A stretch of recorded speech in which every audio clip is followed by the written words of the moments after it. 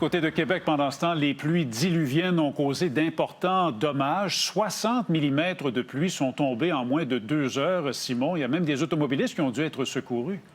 Absolument, parce que vous l'avez dit, 60 mm de pluie, ce qui a fait en sorte que l'eau a monté très rapidement entre 4 et 5 pieds. On va vous montrer les images, vous allez comprendre. Donc, des voitures qui ont été complètement submergées. Les automobilistes qui ont été pris un peu à leur propre jeu, qui ont tenté de traverser, mais malheureusement, ça ne passait pas. Donc, ils ont dû être secourus. Certains d'entre eux ont dû passer par-dessus le toit, attendre les secours.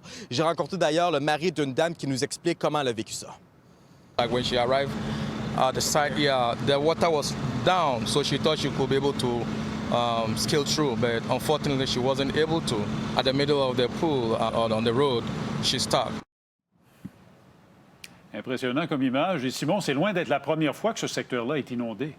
J'ai rencontré une dame, Raymond, qui me disait que c'est la deuxième fois en 3 ans qu'elle va devoir refaire l'entièreté de son sous-sol parce qu'à chaque fois qu'il y a des inondations dans le secteur, eh bien, ça refoule dans ses conduites et malheureusement, ça s'écoule dans son sous-sol. Et même d'autres résidents qui me disaient que ça arrivait moins une fois à chaque année qu'il y a des inondations dans le secteur. On peut écouter.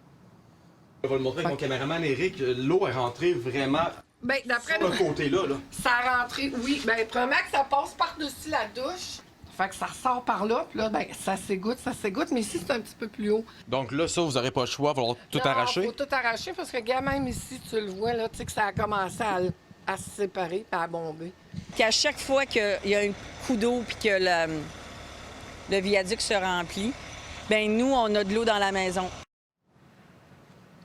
Et en terminant, Raymond, je me suis entretenu avec la Ville de Québec et ce qu'on me disait, c'est qu'on est toujours en train de faire des analyses, à savoir pourquoi le secteur connaît souvent des inondations, mais pour l'instant, il est beaucoup trop tôt pour nous le dire, mais pour plusieurs résidents, eh bien, c'est assez, ça fait assez souvent, donc on veut des solutions très rapidement.